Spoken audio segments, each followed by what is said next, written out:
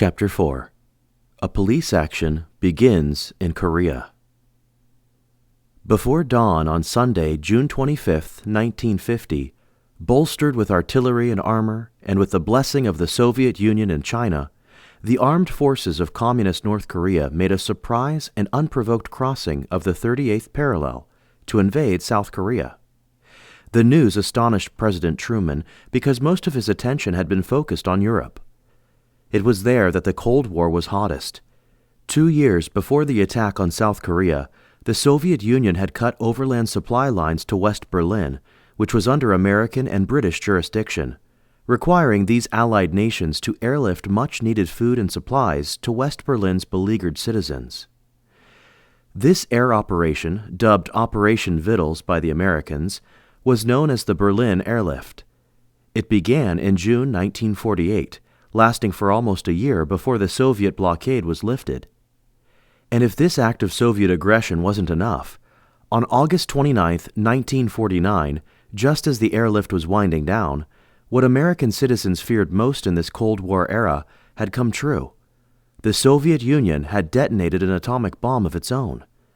The thought of an atomic arms race with the Soviet Union was now on everyone's mind. Although the Truman administration's basic foreign policy called for opposing the spread of communism anywhere in the world, it concentrated on Europe because that's where the major threat of Soviet communism was supposed to take place.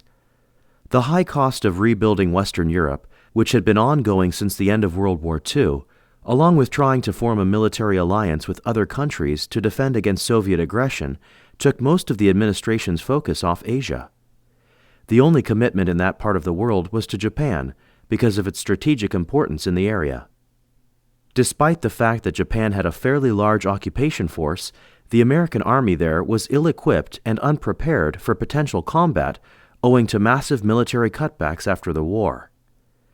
On August 15, 1948, while the United States was keeping watch on every move that the Soviet Union made in Western Europe, an American-educated 70-year-old South Korean man named Syngman Rhee had been elected by the newly established legislature as President of South Korea. The election had been observed by the United Nations, which said the Republic of Korea, ROK, was the legitimate government of Korea, with Seoul as its capital. And it wasn't too long after the election before the American occupation forces left South Korea.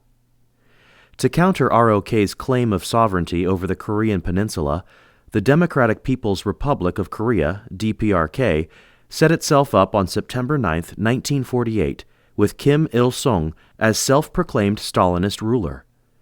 During the Japanese occupation, Kim had fled to the Soviet Union and thus had lived and studied there. Kim Il-sung claimed the DPRK as the legitimate government in Korea, and he made Pyongyang the capital of this new communist power.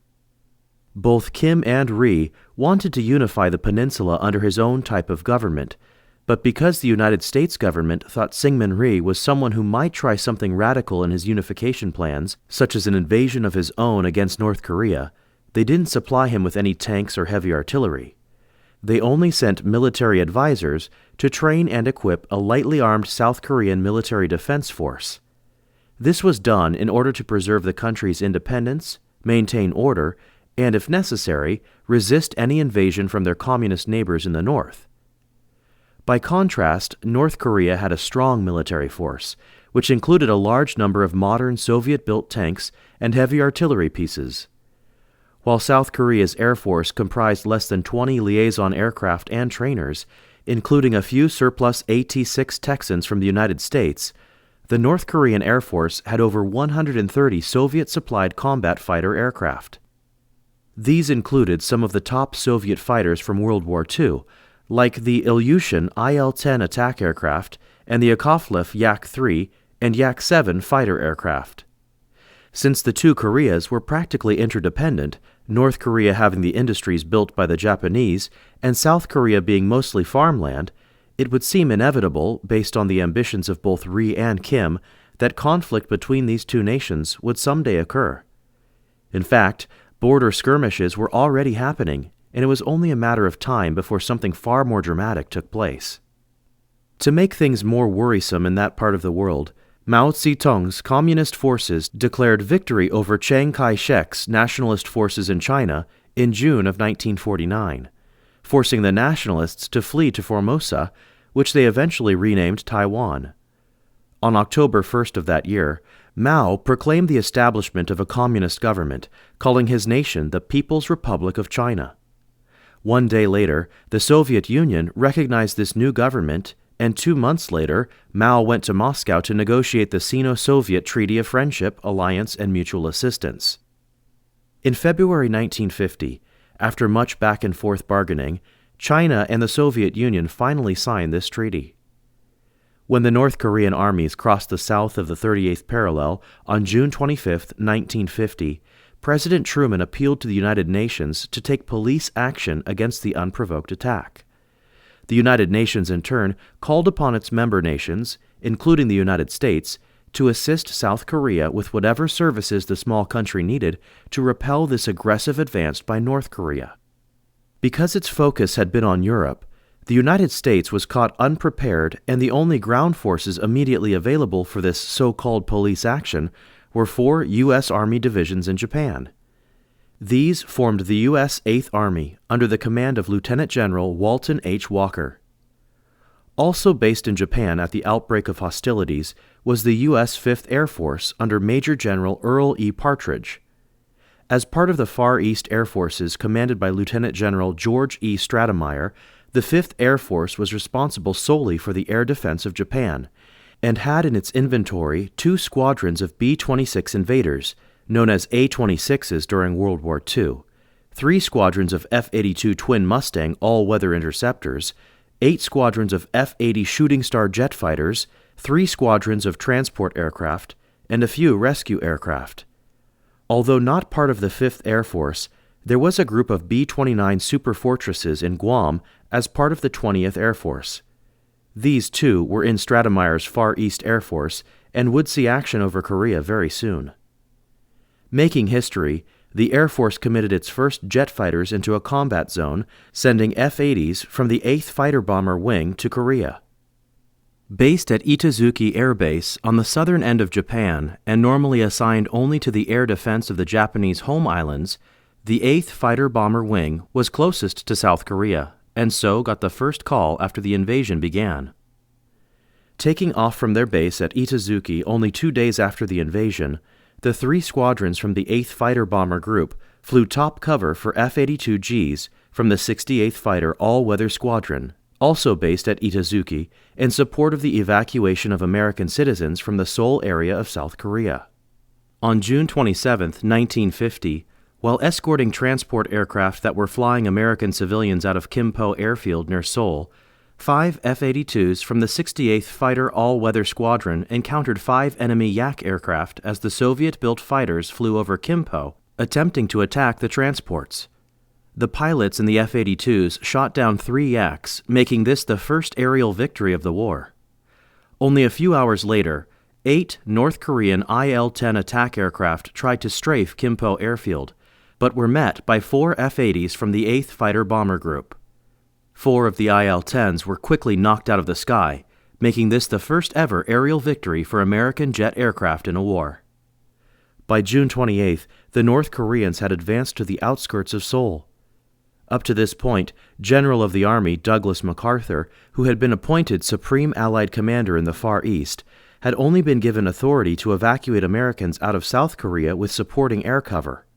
But now he was given permission by President Truman to stop the North Korean ground advance with limited airstrikes from the B-26s, B-29s, F-82s, and F-80s, only flying over South Korean airspace. MacArthur directed General Partridge to have his 5th Air Force attack North Korean troops, tanks, and any other military target of opportunity south of the 38th parallel, while at the same time providing the aerial defense of Japan in case the Soviet Union wanted to spread the war there. On June 28, 1950, 12 B-26s from the 3rd Bomb Group, based at Johnson Air Base in Japan, successfully made the American first airstrike of the war by hitting the railroad yards at Munsan near the 38th parallel, then strafing the tracks and highways nearby. As the day went on, 4 B-29s from Guam patrolled the main routes that the North Koreans were using in their attack and bombed targets of opportunity. The next day, June 29th, MacArthur granted General Stratemeyer's request to attack airfields in North Korea.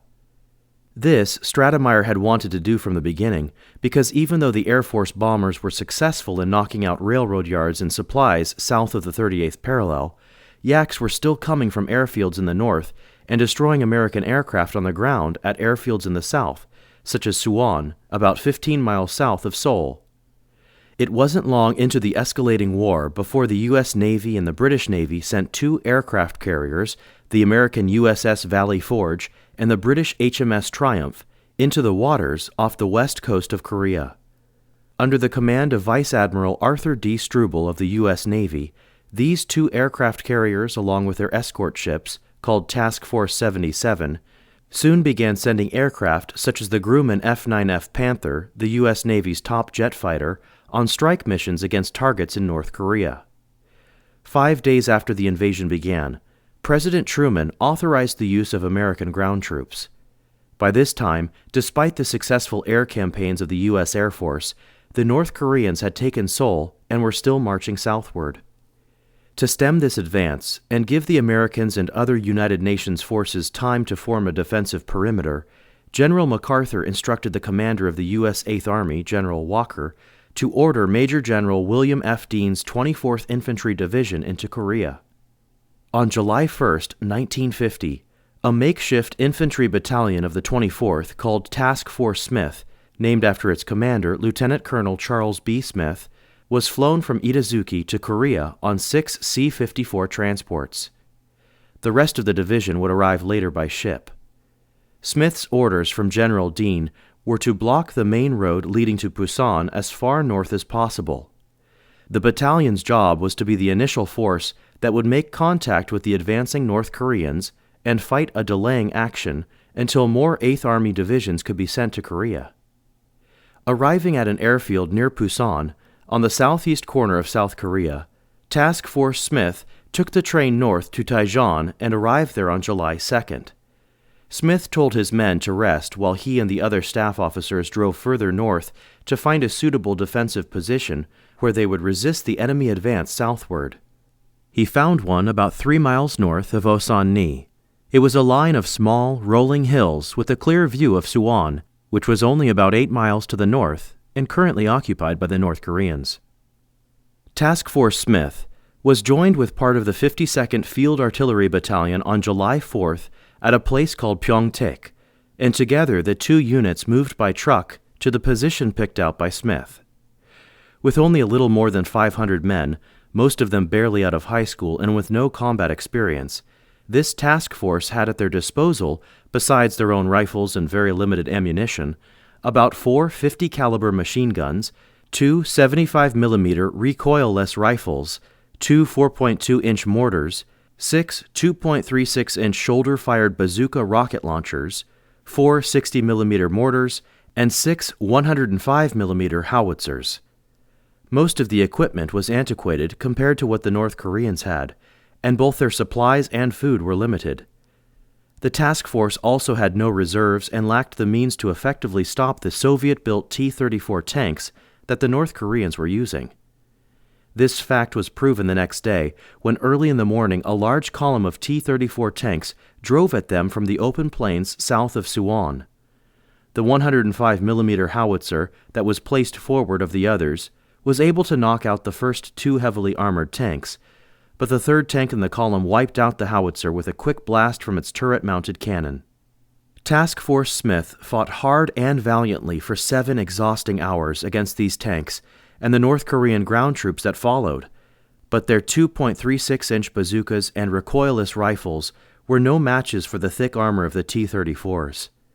Although the North Korean infantry suffered some losses at the beginning of the battle, they started to use mortars and artillery against the Americans, and their tanks kept rolling through the task force's defensive position, ultimately calling for a hasty and disorganized withdrawal by Smith.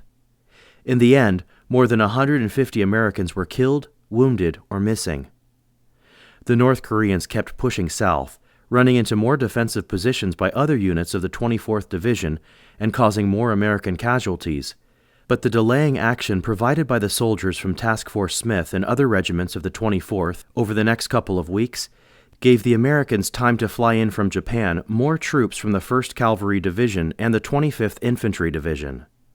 These new troops established a defense along the Naktong River area around Pusan, a rough half-circle that came to be called the Pusan Perimeter. By this time, President Truman, at the request of the United Nations Security Council, had designated General MacArthur as commander of all United Nations forces operating in Korea. As the U.S. 8th Army continued to battle in what little area was left in South Korean control within the Pusan perimeter, MacArthur called on 5th Air Force's B-26s, B-29s, F-51s, and F-80s, along with Task Force 77's Navy and Marine aircraft, to make airstrikes for disrupting the North Koreans, cutting their supply lines and knocking out strategic bridges. These relentless interdiction and close air support missions over the next month prevented the North Korean armies from pushing the United Nations ground forces clear off the peninsula. Then, in a bold stroke, on September 15th, MacArthur launched a successful amphibious landing at Incheon, far up the Korean peninsula from his present position and just west of Seoul. The next day, Incheon was secured and U.S. forces started to march inland to retake Seoul. On the 17th, U.S. Marines captured Kimpo Airfield. At this same time, 8th Army started its offensive campaign from the south, with F-51s and F-80s providing assistance by dropping napalm on North Korean troops near areas around the Naktong River. B-29s also carpet-bombed 2 small areas near Waegwon, effectively destroying troop concentrations that were blocking the 8th Army offensive. A short time later, C-54 and C-119 transports airlifted much-needed supplies and equipment to Kimpo for the ground troops. Using close air support again of Air Force planes, the 24th Infantry Division began to cross over the Naktong River near Waegwon, and troops from the 1st Cavalry Division began to break through the North Korean lines. On September 26th, the 8th Army divisions that were advancing from Pusan joined up at Osan-ni, with U.S. forces fighting from Incheon. 2 days later, General MacArthur returned the South Korea capital of Seoul back to President Syngman Rhee, and ROK troops entered North Korea for the first time. About a week later, disregarding a threat made by the Chinese that they would enter the war if any non-Korean army moved north of the 38th parallel and came near their border at the Yalu River, the United Nations General Assembly gave MacArthur authority to send American troops into North Korea. On October 15th, General MacArthur met with President Truman on Wake Island to assess the situation in Korea. He told the president that he didn't think the Chinese would enter the war, that this threat was just a bunch of political propaganda. Not taking the Chinese seriously, MacArthur told President Truman that American troops would probably start coming home by Christmas. MacArthur also told the president that if the Chinese did decide to enter the war and try to come south into Pyongyang, the superior United Nations forces would quickly defeat them. 4 days later, United Nations troops entered the North Korean capital of Pyongyang, and soon were taking over other key cities and airfields in the north. Air Force planes dropped millions of leaflets on North Korean areas, delivering a surrender ultimatum.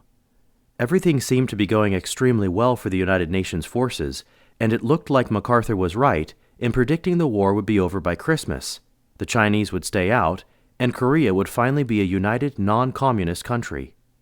However, ignoring the threat again made by the Chinese, and disregarding the observation on October 18th by the crew of an RB-29 reconnaissance aircraft who spotted about 100 Chinese aircraft parked at Ontung in Manchuria directly across the Yalu River from North Korea, MacArthur, on October 24th, removed the restrictions on how far American troops could move into North Korea, giving permission for them to advance to the Chinese border. Just a couple of days later, units of the Chinese People's Volunteer Army, which had been slipping into North Korea by the thousands at night when American reconnaissance planes couldn't see them, attacked ROK forces along the Yalu in northwest Korea.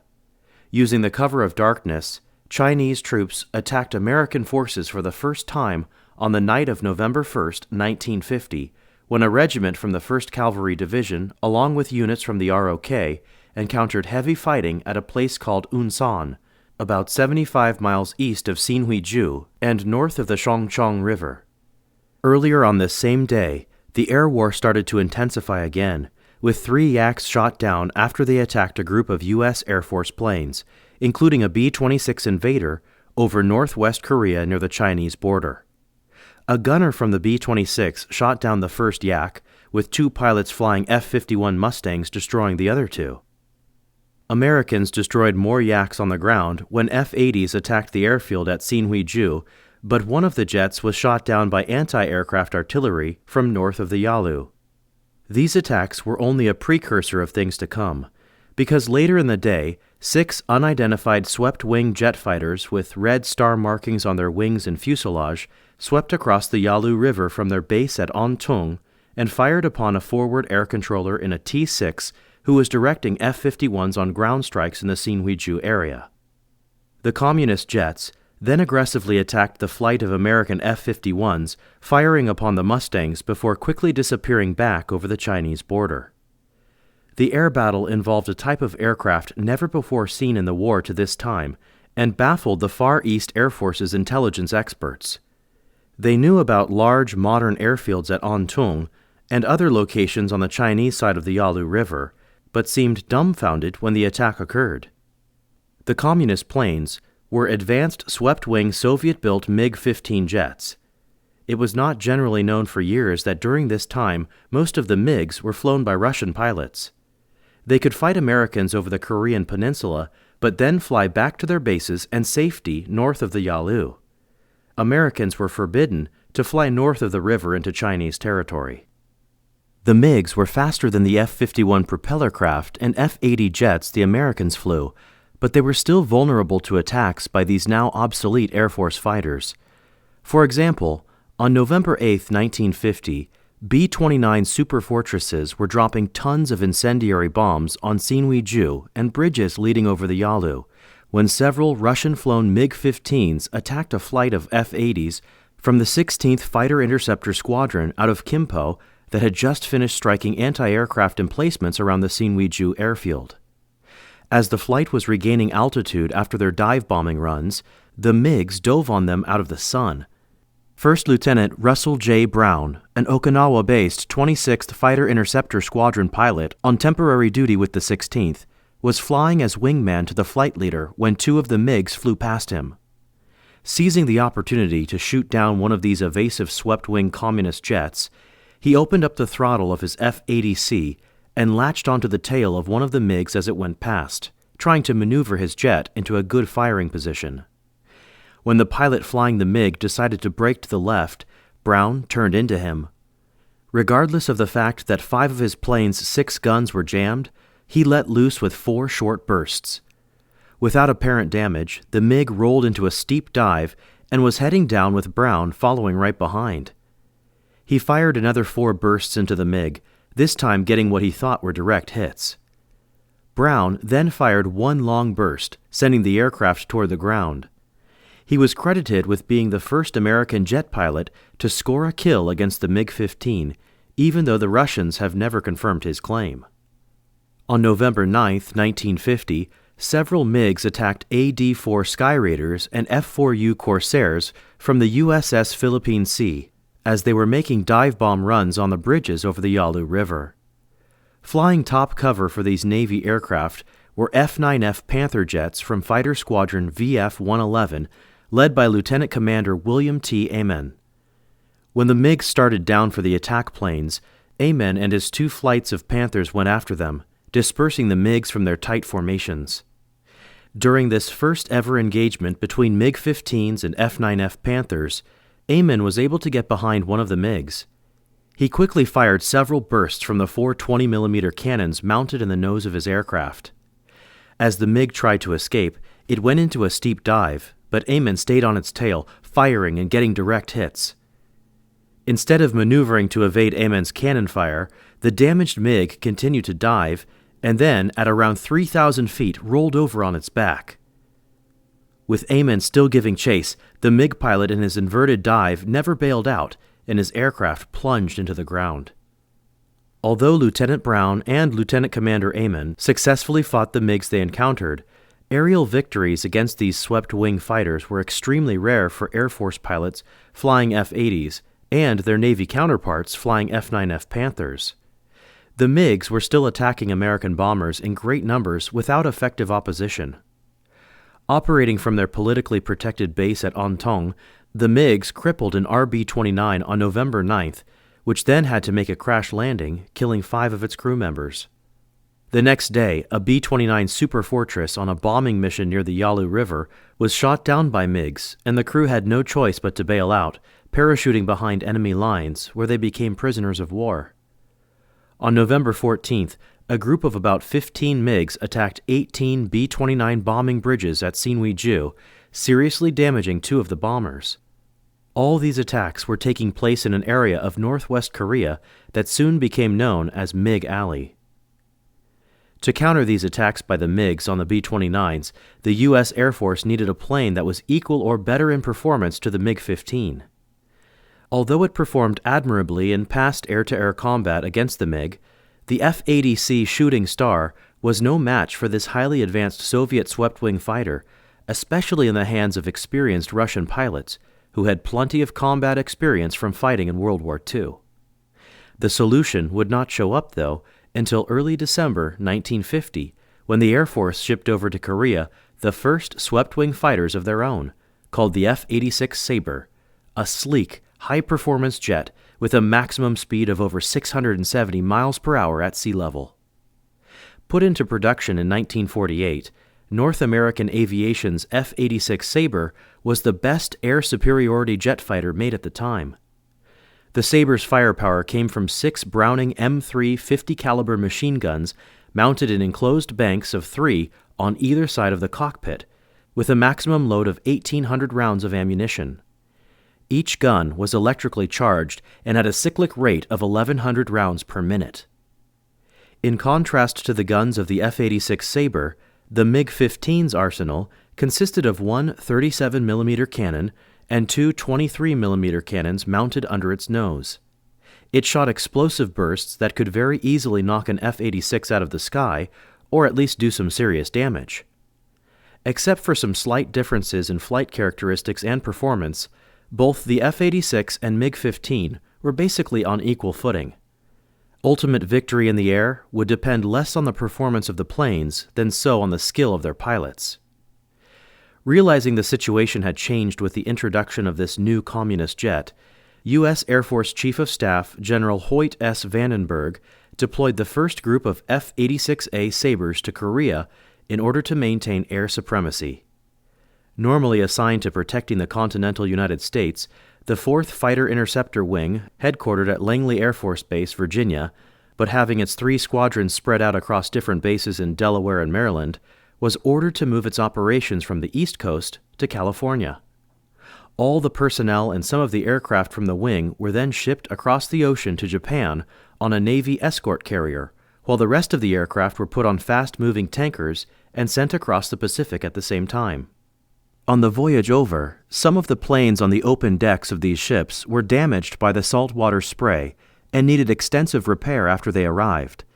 But even with that slight setback, a detachment of the 4th Fighter Interceptor Wing, consisting of the 336th Fighter Interceptor Squadron with 7 of its 32 Sabres, was in place at Kimpo Airfield on December 15th, and it wasn't long before these experienced combat pilots got their first crack at shooting down a MiG. Along with the F-86A Sabres, General Vandenberg also sent the first group of F-84E Thunderjets to Korea. This was a rugged, straight-winged jet made by Republic Aircraft, the same company that designed and built the P-47 Thunderbolt. The first F-84s sent to Korea were from the 27th Fighter Escort Wing, a strategic air command unit based at Bergstrom Air Force Base in Texas, which had the normal role of escorting B-29s on long-range missions. Protecting B-29s was one of the intentions commanders had in mind for these planes when they got to Korea, but even though they could hold their own against the MiGs, in the long run they would be used primarily as fighter bombers. In fact, when the Thunderjets finally arrived at Taegu in the first week of December, they were immediately given the role of interdiction and close air support, because the ground war had already taken a turn for the worse. After the first battles with advancing Chinese troops in early November, there came an eerie lull in the fighting. The Chinese troops, now erroneously estimated by the intelligence experts to be around 70,000, had seemed to disappear. The majority of the 8th Army having withdrawn to the Shangjang River to regroup and resupply, General MacArthur was planning a big offensive for November 24th that, according to him, was supposed to push this small Chinese volunteer force, as well as the remnant of the defeated North Korean People's Army, back across the Yalu and into China. But on the day after the offensive started, the Chinese launched a major counteroffensive, sending a human tidal wave of about 300,000 soldiers against the 200,000 United Nations forces, half of which were ROK troops. Instead of pushing the Chinese back across the Yalu, the UN troops were quickly going in reverse, back towards the 38th parallel. On November 26, 1950, the 3rd Bomb Group with their B-26s flew 67 nighttime close air support missions in support of 8th Army troops in northwest Korea, but the massive hordes of Chinese troops, along with the North Koreans, still drove the American troops southward. The U.S. 10th Corps, commanded by Major General Edward M. Almond, was among those retreating. An element of 10th Corps, the 1st Marine Division, commanded by Major General Oliver P. Smith, found itself on November 27th surrounded and outnumbered almost 50-1 by swarms of Chinese troops at the Changjin Reservoir. Adding to their misery was the coldest winter in Korea in nearly 200 years. Since the American troops were using old maps with Japanese names, this Changjin Reservoir is also known to us as the Chosin Reservoir. In very short order, the Communist troops took the high ground and looked down upon the Marines positioned on the west side of the frozen reservoir. Over the next 2 weeks, these encircled Marines, using the close air support provided by Navy and Marine F-4U Corsairs, along with munitions and supplies dropped from Air Force C-54 and C-119 transports, would battle not only the Chinese, but also sub-zero weather during their withdrawal south towards the port of Hongnam on the east coast of North Korea. Meanwhile, another element of 10th Corps was fighting its own battle on the east side of the reservoir, but with more tragic results. When the Marines first came under attack on the night of November 27th, the U.S. Army's 31st Regimental Combat Team was also attacked on the east side of the reservoir. Colonel Allen D. McLean, commander of the 7th Infantry Division's 31st Infantry Regiment, was in charge. The 31st Regimental Combat Team included the 2nd and 3rd Battalions of McLean's 31st Infantry Regiment, as well as the 1st Battalion of the 32nd Infantry Regiment, under the command of Lieutenant Colonel Don C. Faith. There was also an artillery battalion, an anti-aircraft battalion, and some M26 Pershing tanks.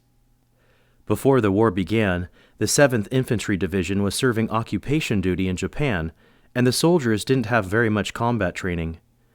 Only a few World War II combat veterans were in the unit, and they were so undermanned that 700 ROK soldiers were added to the division in order to fill out the ranks. Most of the soldiers in the division didn't even have the heavy winter parkas and boots that had been issued to the Marines. When the UN offensive began on November 24th, the mission for the 31st Regimental Combat Team was to advance north along the east side of the Changjin Chosin Reservoir until they reached the border between North Korea and China. But they never made it that far. On the night of November 27th, the Regimental Combat Team was strung out from north to south along the east bank of the reservoir when the Chinese surprised them. Casualties mounted immediately. Realizing the situation had dramatically changed, McLean told his corps commander, General Almond, that his men were fighting at least 2 Chinese divisions. But instead of helping, Almond just reprimanded him. By this time, the Chinese had successfully penetrated behind the 31st Regimental Combat Team and were starting to set up roadblocks to its south. The next day, as McLean's tanks attempted to move up in support of his soldiers, they were attacked by Chinese troops using American 3.5-inch anti-tank rocket launchers, and the tanks were forced to make a hasty retreat. As the Chinese attacks on the Regimental Combat Team increased, McLean started to combine his forces. In the process of joining up with another battalion, Faith's battalion started to come under fire from across the narrow part of the reservoir. Thinking his own men were doing the shooting, McLean quickly went out onto the ice and tried to stop it. But it was the Chinese who were firing at his men, and they shot McLean several times. Some of the Chinese troops then rushed out from where they were hiding and carried him back to their lines. He would later die from his wounds while a prisoner. At this point, Faith took charge of the 31st Regimental Combat Team. On November 30th, after more of their Pershing tanks were driven back by the Chinese, Faith was given orders to fight his way south to the American perimeter at Hagaruri, at the southern tip of the reservoir. Looking at his options after another heavy attack that night, Faith put his seriously wounded men into trucks and decided to use the twisting mountain roads instead of crossing the frozen reservoir, figuring the ice might not hold up to the weight of the vehicles. From the very beginning of their push south, the 31st Regimental Combat Team came under fire from the Chinese, who were positioned in the high ground above the roads. To make things worse, 2 Marine Corsairs providing close air support mistakenly dropped napalm upon the front element of the Regimental Combat Team, engulfing men in flames. Panic spread quickly, and the Regimental Combat Team started to unravel, with many men dropping their guns and running towards the reservoir. Rushing to the front with gun in hand to restore order among his troops, Faith turned his men around and again got the column moving south. Facing one roadblock after another as they trudged their way towards the American lines at Hagaruri, the men of the 31st Regimental Combat Team were being picked off one by one, and the trucks were being filled up with more wounded by the minute. With every attack, men fled towards the safety of the reservoir, leaving the Regimental Combat Team even more vulnerable. The biggest problem for Faith and his men came from Chinese troops who were firing from a hill called Hill 1221, which lined a mile of the route and would have to be taken if the RCT hoped to continue without losing more of their diminishing number. As night fell, Faith sent small groups of men to attack the Chinese troops who were positioned along the top of the hill. The mission was successful, but instead of returning to the column after clearing out the Chinese, the men kept going over the hill towards the reservoir. The next night, Faith personally led an assault up a different hill after a roadblock stopped the column, only to be wounded by shrapnel from a Chinese grenade. Unable to walk, Faith was put into one of the trucks, and what was left of the 31st Regimental Combat Team continued on towards Hagaruri. After breaking through yet another roadblock, this time made with 2 destroyed tanks that were sent to relieve them, the Regimental Combat Team came to the town of Hudongni, which they soon found was occupied by the Chinese. A few of the trucks tried to drive through but were stopped by machine gun fire. The other drivers and those men who were able to walk quickly abandoned the rest of the column and fled towards the reservoir. Chinese soldiers then came running among the trucks with the wounded in them, hurling grenades into each one. Among those killed was Colonel Faith, who was later awarded the Medal of Honor posthumously for his heroic actions during the withdrawal. Only 385 men out of the approximately 3,000 who began with Colonel McLean survived the withdrawal to Hagaruri. The rest had either been killed, were missing, or were too wounded to walk and carry a rifle. Most of them had frostbite. Regardless of the fact that it was considered a major defeat at the time, the men of the 31st Regimental Combat Team successfully held off the Chinese long enough to prevent them from attacking the Marines as they were withdrawing from the west side of the reservoir. By December 3rd, the Marines and the remnants of the 31st Regimental Combat Team had reached Hagaruri, while a relief column had fought its way from Hongnam to Koto-ri, about 7 miles to the south. Hoping to link up, the 2 groups were soon surrounded by Chinese and North Korean troops and had to rely upon Air Force C-54s and C-119s to airlift much-needed supplies. After 4 days, the groups finally joined up and started to build makeshift airstrips so the transport aircraft could fly in food, ammunition, and take out the wounded. The Chinese still had them surrounded, however, and they couldn't go any further on land because a bridge they needed to cross in the Funchilin Pass, about 3.5 miles south of Koto-ri, was destroyed earlier by Chinese troops. Because there was no way of cutting a bypass road around the area, some C-119s were called in and dropped bridge spans to the American troops so they could safely cross over. The bridge was in place by late afternoon on December 9th, with a parade of vehicles and troops crossing over all night. 2 days later, the Marines and soldiers finally made it to Hongnam, where they and the rest of the 10th Corps already at the port started to board ships for their mass departure out of North Korea. On December 17th, as the 10th Corps was still evacuating troops and civilians from Hongnam, the U.S. 8th Army had already retreated south of the 38th parallel, and the Chinese were following close behind. It wouldn't be long until the vital airfields at Kimpo and Suwon were threatened again by Communist troops. The detachment of F-86A Sabres that was sent to Kimpo on the 15th, just 2 days before, would soon have to be pulled back to Johnson Air Base in Japan. Before doing so, however, the pilots in this detachment had their first encounter with the new MiG-15s. Late in the morning on December 17th, Lieutenant Colonel Bruce H. Hinton, commander of the 336th Fighter Interceptor Squadron, led a flight of 4 F-86s north to patrol MiG Alley near Sinhuiju, in hope of enticing MiGs into combat. Using deceptive radio calls, Hinton wanted the MiG-15 pilots to think it was a flight of F-80s coming their way. The trick worked.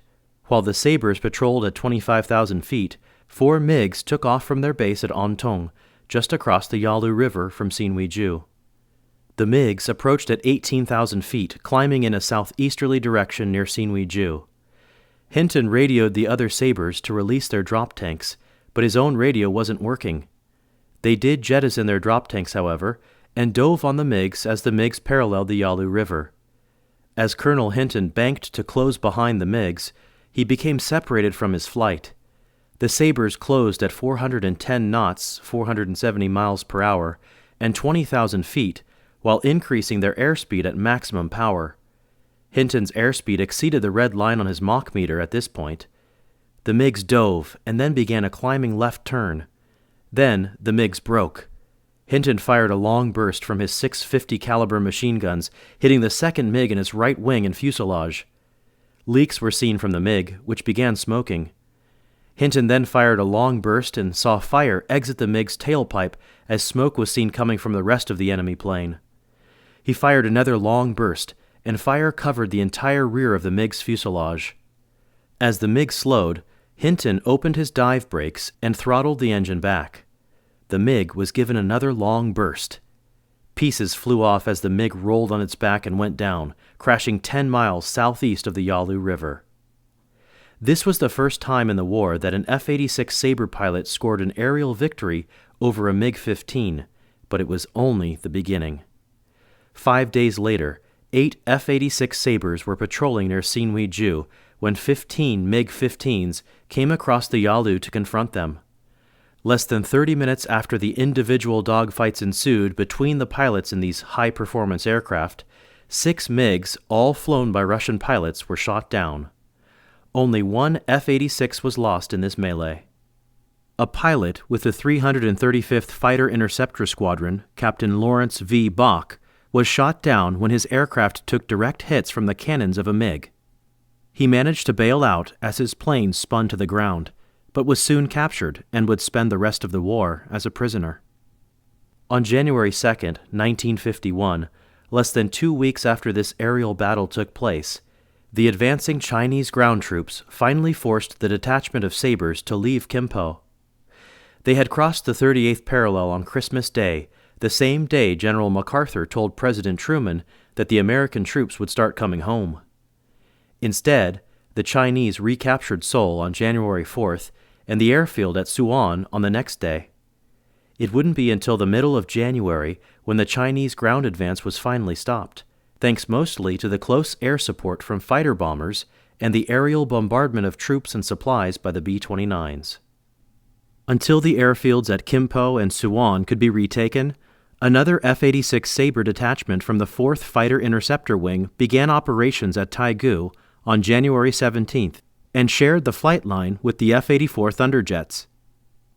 While there, the F-86s were used for the first time in the air-to-ground role. Although the F-86A wasn't the ideal aircraft for this, a few successful armed reconnaissance and close air support missions were carried out. As the war progressed, the Air Force would later get a different model Sabre that performed almost flawlessly as a fighter bomber. But until then, pilots flying F-80s and F-84s still carried out this role. By February, the front had stabilized about 40 miles south of Seoul, and the new U.S. 8th Army commander, Lieutenant General Matthew B. Ridgway, was preparing a counterattack. Ridgway took over after General Walker was killed in a Jeep accident a couple of days before Christmas. Under Ridgway's command, 8th Army and 10th Corps, which had rejoined 8th Army after its withdrawal from Hungnam, began to steadily drive the Chinese and North Koreans back to the 38th parallel. By the end of June 1951, the Americans recaptured Seoul again. This effort at pushing the Chinese and North Korean armies back across the border took a heavy toll on American lives. High-ranking officials of the Truman administration thought it would be unwise to launch another major offensive against the Chinese, trying to force them back across the Yalu River. According to them, this would not only cost more American lives, but would also demand the procurement of additional equipment and supplies, something they thought was better used in defending Western Europe against the Soviet Union. So they decided it was best to negotiate a ceasefire with the Chinese and North Koreans, defending South Korea's sovereignty while at the same time not letting the war spread further. The goal now was not total victory, as General MacArthur had wanted since the war began, but a stalemate. MacArthur wanted no part of it, and he let his views be known early on. After the 8th Army began driving back the Chinese in mid-March, he made a public statement to reporters saying that his plan was to unite the two Koreas after the war was over. Truman's plan, however, was taking advantage of this Chinese withdrawal by trying to negotiate an end to the hostilities. After finding out about this, MacArthur again made statements regarding his views on the war. In one particular letter to a congressman from Pennsylvania, he wrote that Asia, not Europe, was the place where communism needed to be contained. An armistice would be like holding up the white flag of surrender, according to him. When this letter was released to the public, President Truman's patience with his top general ran out. After the Joint Chiefs of Staff agreed with the President that General MacArthur must go, Truman relieved him of his command. General Ridgway became MacArthur's replacement, and Lieutenant General James A. Van Fleet took Ridgway's place as commander of the 8th Army. Preliminary discussions for a ceasefire began on July 10, 1951, when negotiators from both sides met at Kaesong, about 30 miles northwest of Seoul, south of the 38th parallel. These discussions focused on many important issues, including where the ceasefire line would be located, the makeup of the commission that would oversee this line, and the process of making the truce into a permanent peace. The stumbling block in the negotiations always seemed to focus on the matter of prisoner repatriation. Arguments developed over this problem several times, putting a halt to the talks. On August 4th, after the negotiating resumed, North Korean and Chinese ground troops disregarded the appointed neutral zone at Kaesong, halting the talks again. They resumed 6 days later, but over the next couple of months, constant bickering on the North Korean side, along with general harassment and propaganda, caused the armistice talks to stop and start several more times. In late October, a small demilitarized zone was established, and formal truce negotiations began at Panmunjom, a small village just south of the 38th parallel. However, it would take almost another 2 years before common sense prevailed and a final armistice agreement was signed. In the meantime, while the talks were still going on, limited but deadly battles were being fought across the hills and valleys of Korea in order to negotiate from a position of strength. The more real estate one side could take away from the other meant getting a better bargaining position at the negotiating table. At least, that was the idea.